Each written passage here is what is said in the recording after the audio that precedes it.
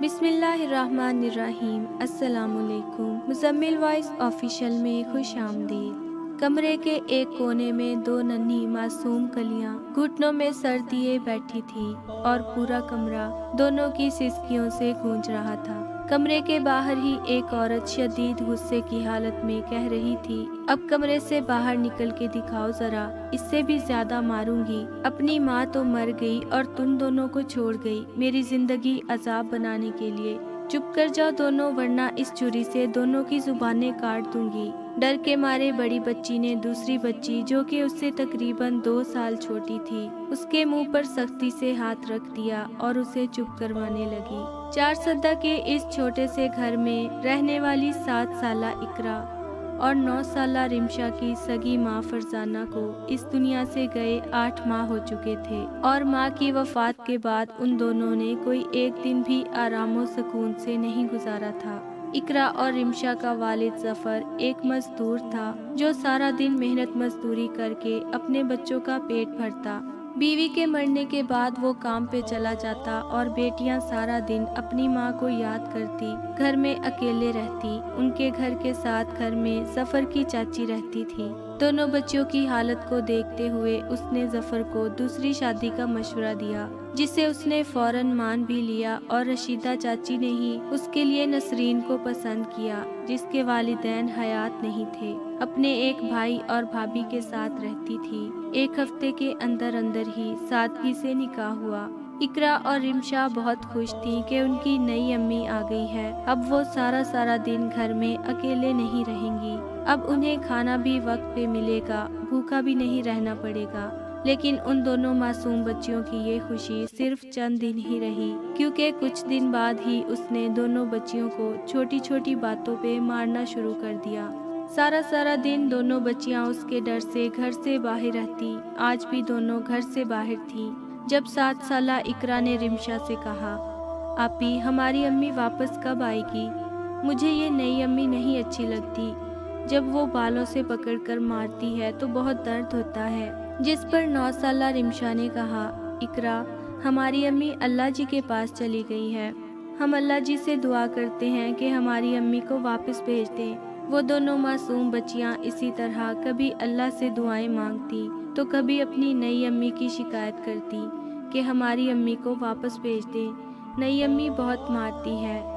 اسی طرح دن گزرتے گئے، لیکن نسرین کے دل میں ان 2 بچیوں کے لیے نرم گوشہ پیدا نہ ہوا۔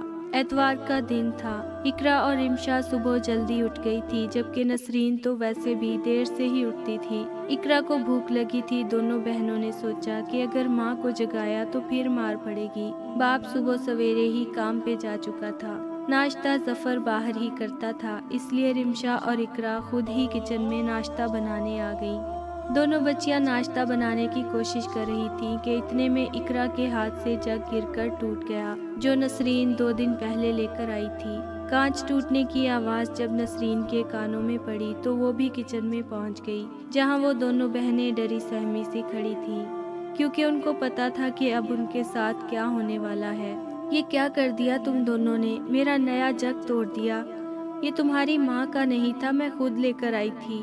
کہتے ساتھ ہی نسرین نے اقرا کے چہرے پر تھپڑ برسانے شروع کر دیے۔ امی کیا کر رہی ہیں؟ چھوڑیں، امی غلطی سے ٹوٹ گیا، چھوڑ دیں، اقرا کو مت ماریں، چھوٹی ہے وہ ابھی۔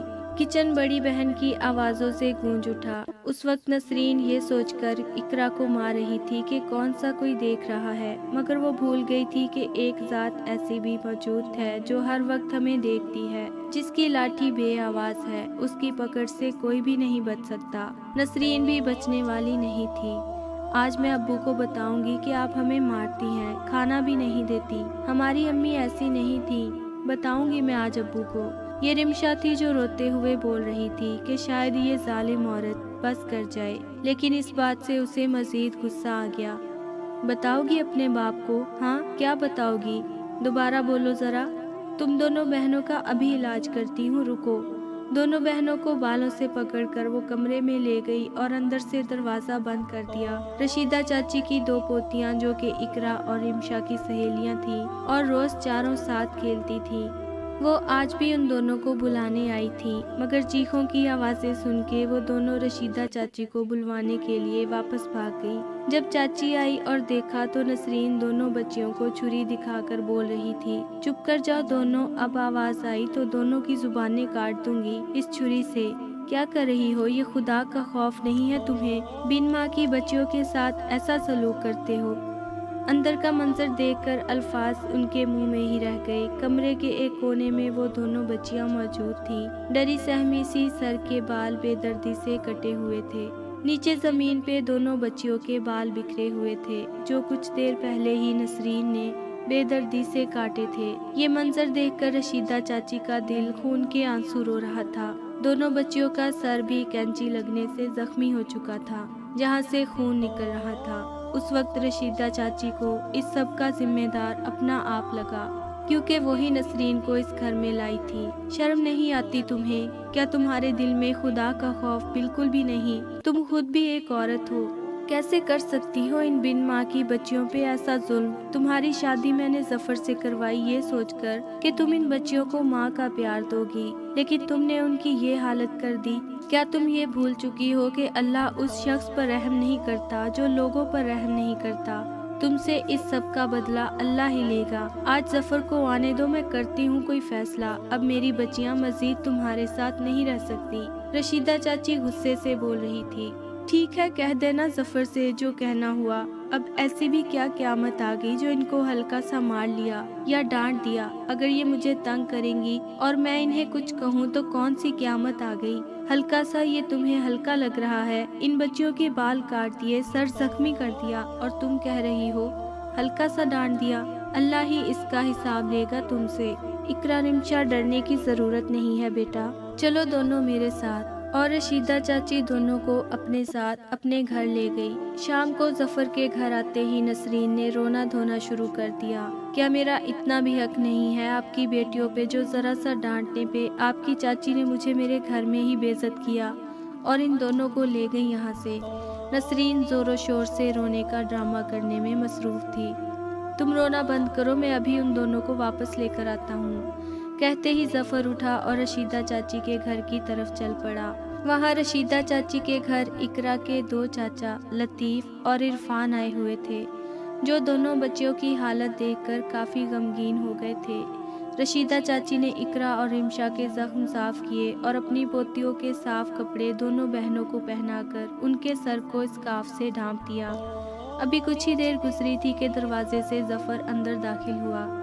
رشیدہ چاچی سے سلام دعا کے بعد انہوں نے اقرا اور رمشا کو ساتھ چلنے کو کہا، جس پر چاچی نے ان کو صبح کا سارا واقعہ بتایا۔ اپنی آنکھوں سے اپنی بیٹیوں کی ایسی حالت دیکھنے کے بعد ظفر غصے سے پاگل ہو گیا اور فوراً اٹھ کر اپنے گھر کی طرف چل پڑا۔ رشیدہ چاچی، ظفر کے دونوں بھائی اور بیٹیاں بھی ان کے پیچھے بھاگی۔ اندر داخل ہوتے ہی ظفر غصے سے نسرین کی طرف بڑھا۔ کتنی جھوٹی اور مکار عورت ہو تم! میری بیٹیوں کی یہ حالت کر کے اب خود مظلوم بننے کی کوشش کر رہی ہو۔ چھوڑوں گا نہیں میں تمہیں۔ اس سے پہلے کہ ظفر نسرین پہ ہاتھ اٹھاتا، رشیدہ اور ظفر کے دونوں بھائیوں نے آگے بڑھ کر اسے روکا۔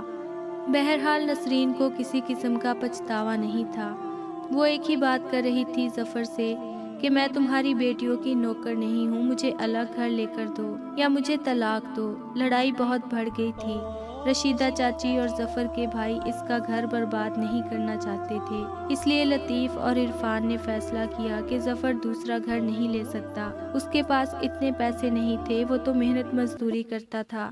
اس لیے انہوں نے ظفر کو منایا کہ اقرا اور رمشا کو ہم لے جاتے ہیں، یہ دونوں اب ہمارے ساتھ رہیں گی، بہت مشکل سے ہی صحیح، لیکن ظفر مان گیا۔ اس طرح اقرا عرفان کے ساتھ اور رمشا لطیف کے ساتھ ان کے گھر چلی گئی۔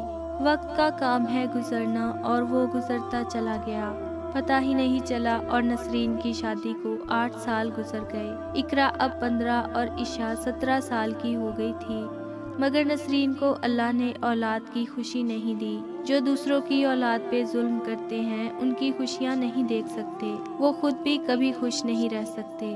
کسی بھی ڈاکٹر کا کوئی بتاتا تو نسرین وہاں علاج کے لیے پہنچ جاتی۔ 8 سال کے لمبے عرصے بعد نسرین کو ڈاکٹر نے خوشخبری دی کہ وہ ماں بننے والی ہے۔ اس کی خوشی کی انتہا نہیں تھی۔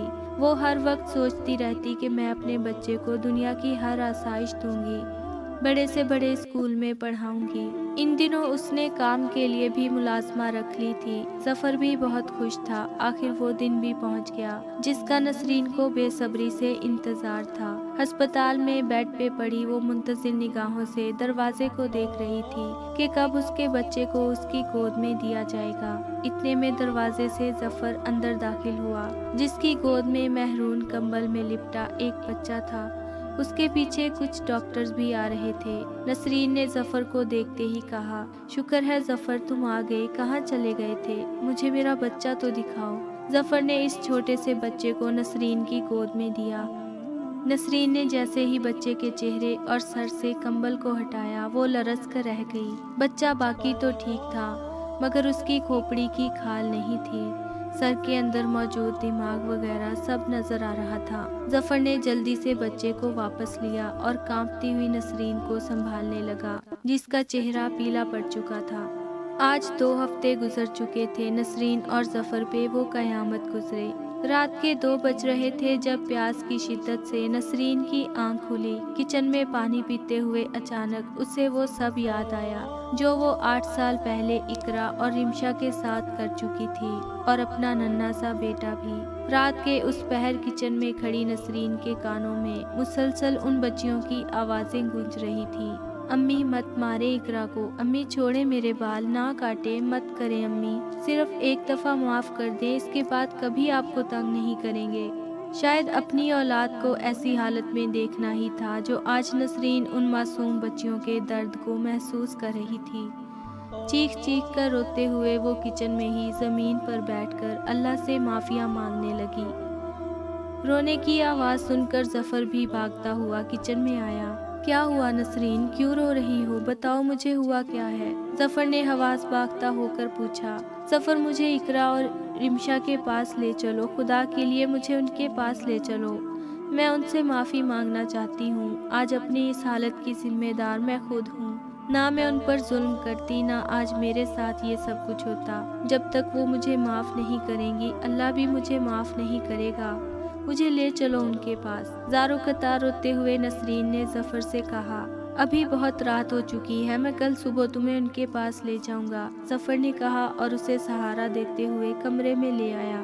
اگلے دن صبح سویرے ہی ظفر اور نسرین عرفان اور لطیف کے گھر روانہ ہوئے۔ اقرا اور رمشا اپنی چاچی کے ساتھ کچن میں ان کا ہاتھ بٹانے میں مصروف تھیں جب باہر سے باتوں کی آوازیں آنے لگیں۔ لگتا ہے کوئی آیا ہے، چلو چل کر دیکھتے ہیں، عرفان کی بیوی نے کہا اور وہ تینوں باہر آ گئیں۔ باہر کا منظر دیکھ کر اقرا اور رمشا کو اپنی آنکھوں پہ یقین نہیں آ رہا تھا۔ جہاں لطیف کی بیوی نسرین سے سلام دعا کرنے میں مصروف تھی، اقرا اور رمشا نے بھی آگے بڑھ کر سلام کے لیے ہاتھ بڑھایا، لیکن نسرین نے ان کا ہاتھ تھامنے کے بجائے دونوں کو گلے سے لگا لیا اور پھوٹ پھوٹ کر رونے لگی۔